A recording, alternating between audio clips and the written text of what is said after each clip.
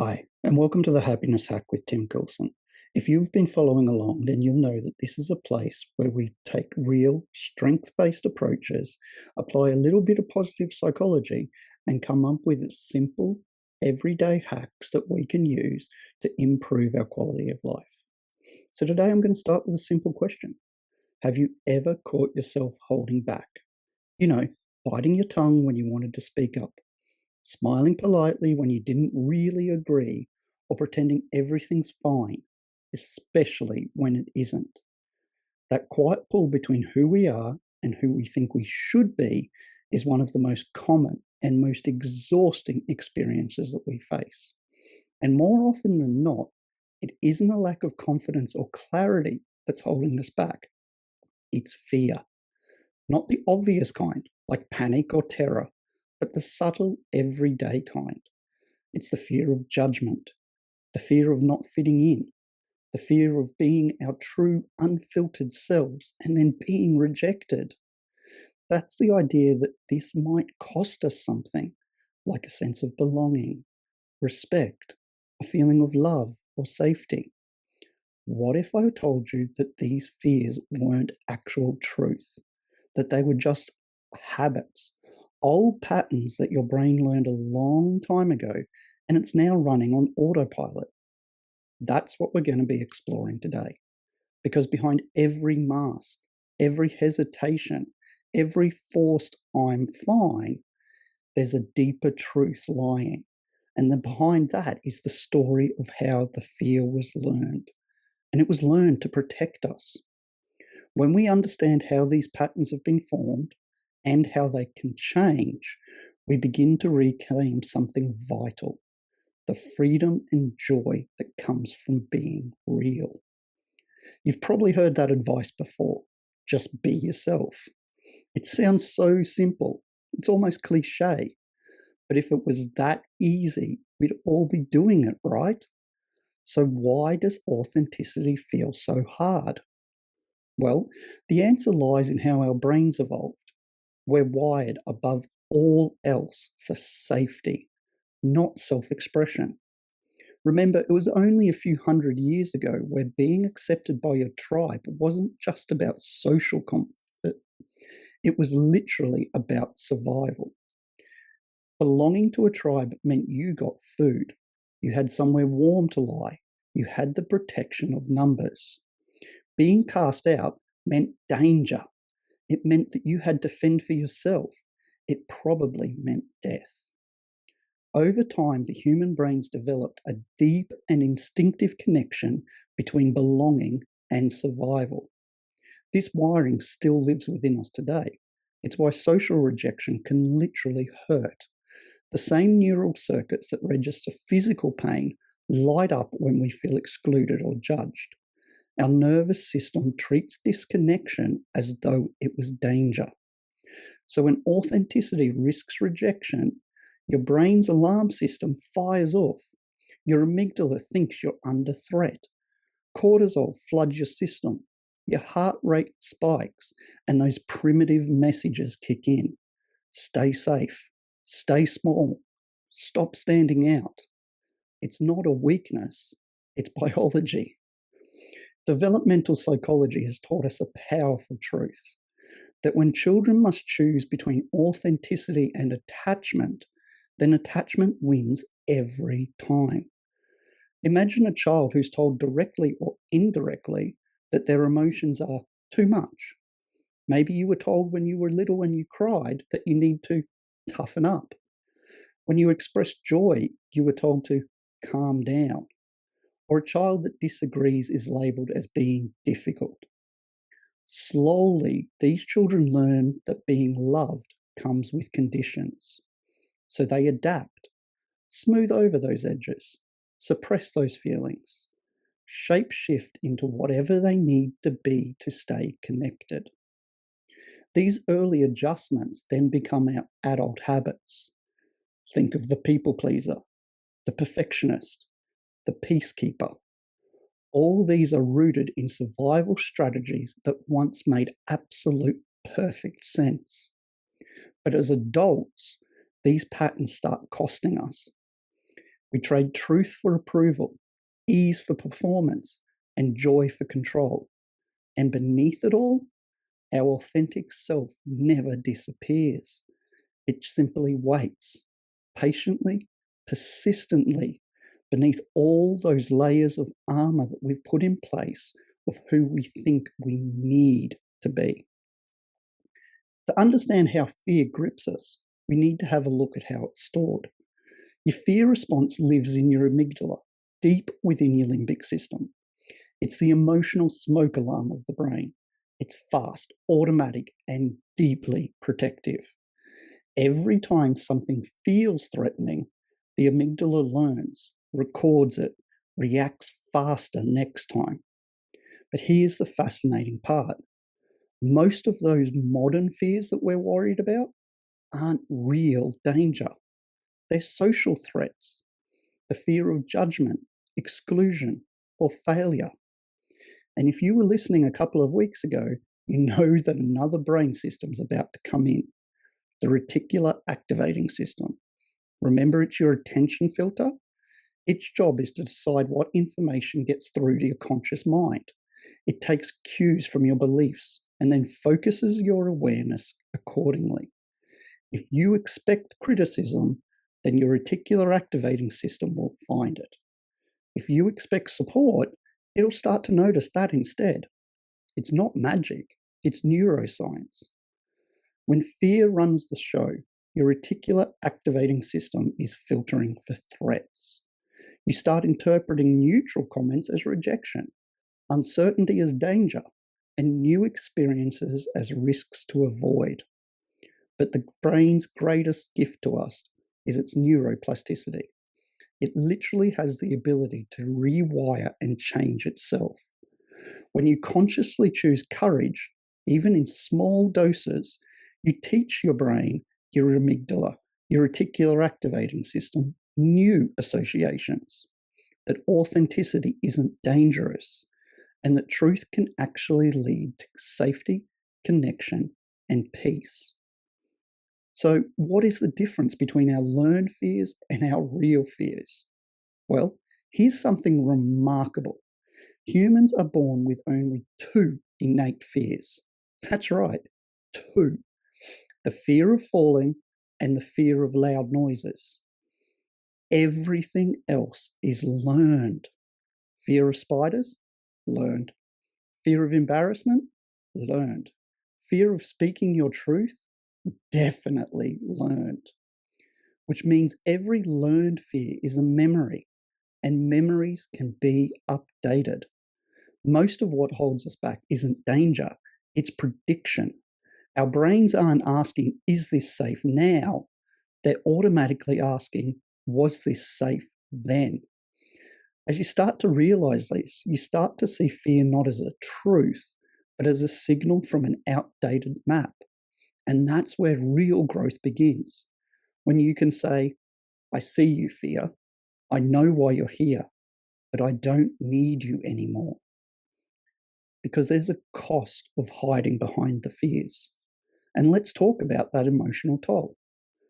Performing safety, pretending, pleasing, editing ourselves feels like protection, but it's actually a slow drain on our energy. Every time you second guess yourself before speaking or play a role just to fit in, your nervous system is paying the price. That tension, that fatigue, that sense of, I'm tired and I don't know why. Often it's not physical exhaustion, it's the emotional dissonance. Because living out of alignment takes effort. Putting on those masks, keeping up the performance, it takes energy that could otherwise be used to fuel our creativity, our joy, and deepen our connections. Inauthenticity feels safe in the short term, but long term, it's exhausting. It fragments our sense of self. We lose track of who we really are beneath all of those masks. So ask yourself this. Where in your life do you feel most drained? Could that be where you're feeling the least authentic? Try authenticity instead. By contrast, this is deeply regulating. It creates coherence between your thoughts, feelings, and actions. When those align, your body relaxes, your nervous system settles, you can breathe again. Authenticity feels like relief. So, how do we get from fear to freedom?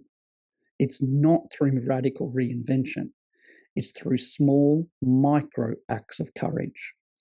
Authenticity is built, not declared. It grows through consistent choices that tell your brain it's safe to be me. So, this could show up for you by saying no when your first instinct is to please someone, by admitting you don't have all the answers, letting someone see your mess and not just your highlight reel. It might be laughing loudly, wearing what you love, speaking your truth. Each time you do that, you're gently retraining your nervous system. You're proving in real time that authenticity doesn't lead to danger, it leads to connection. And that's how new neural pathways are formed. Every authentic moment weakens fear circuit and strengthens courage.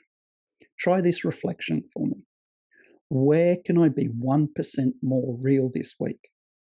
It doesn't sound like much, but over weeks, months, years, that 1% compounds. It changes not just how others see you, but how you see yourself.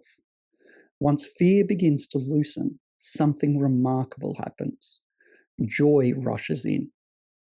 Not the loud, ecstatic kind, but the quiet, grounded joy, the kind that comes from alignment. It's the lightness of not pretending, the ease of a laughter that isn't forced, the quiet peace of being known and accepted as you are. Joy, it turns out, isn't something we have to chase. It's what rises naturally when we stop suppressing ourselves. Authenticity and joy share the same root: truth. When you live to your truth, you stop splitting yourself in two, and that wholeness feels like home. Studies in psychology show that authenticity is strongly correlated with higher well-being, self-esteem, and life satisfaction. People who act in alignment with their values report less anxiety and more meaning. In other words, being real is good for your brain and your heart. So, how are we going to retrain our brain for authenticity? How do we move from insight to change? Through awareness, compassion, and repetition. First things first, acknowledge your fear. Don't fight it. Fear doesn't disappear with logic, but it does soften with understanding. When fear arises, try to meet it with curiosity instead. What is this fear trying to protect me from? Often it's just your brain's way of saying, I've seen this before and it didn't end well. Acknowledge it, but remind yourself that you're safe now. You want to differentiate the danger from the discomfort. Most fears aren't about the authenticity and the true danger. They're about that discomfort, that social dissonance. Your brain can't tell the difference unless you teach it. So the next time discomfort arises, remind yourself, this isn't unsafe, it's just unfamiliar. Rehearse those small braveries. Practice authenticity in low stakes moments. Be honest about your preferences. Express your gratitude. Ask for help. These small repetitions will build emotional resilience, where you can create safe spaces for your truth. Surround yourself with people who celebrate your honesty over your perfection. The environments of psychological safety make authenticity easier to sustain. And that's what we're driving for, where we can find a place where we can celebrate the small wins. Because each time you choose authenticity, anchor that in a sense of relief. Notice it. This is priming your brain to learn these new cues. Over time, This practice is going to rewire both your mindset and your mood. It's going to teach your nervous system that truth and safety can coexist. It's the foundation of real happiness, not the absence of fear, but the freedom to live with it and still be yourself. So here's this week's happiness hack. Practice the fear flip. It's a simple way to start. Whenever you feel fear or self-doubt appearing, pause and ask yourself 3 questions. What is this fear trying to protect me from? Is this warning me about danger or discomfort? If I wasn't uncomfortable right now, what would my most authentic self do? Then do it. Take one small step in that direction. Maybe it's speaking up. Maybe it's saying no. Maybe it's letting someone see the real you, even if it's just for a moment.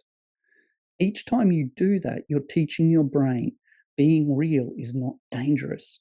It's joyful. Because happiness doesn't come from being fearless. It comes from being free. I want to share with you this story that I recorded a dance move with my partner. We put it on Instagram and it absolutely blew up. We weren't expecting it to. It was simply us being authentic and joyful together. But the thing is, people saw that and they responded to that authenticity. Yeah, I copped a little bit at work, but it was worth it.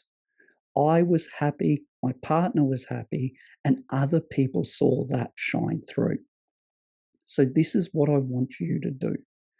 Take a breath. Think of one fear that you're ready to unlearn. It might be about dancing. It might be the fear of rejection, of not being enough, of being seen too clearly. Whatever it is, remind yourself. Fear is just a learned pattern, and patterns can be rewritten. If this resonated with you, I'd love for you to subscribe to the Happiness Hack with Tim Coulson and share it with someone who might need a reminder that it's safe to be themselves. And if you're ready to take that next step, to move from insight to transformation, then why not go ahead and book a one-on-one session with me at tim-coulson.com. Because happiness isn't about perfection. It's about alignment. It's not about having it all together, but about having the courage to show up as you are again and again. Go gently this week. Practice honesty. Practice courage. Practice being you. And remember, the day is what you make it.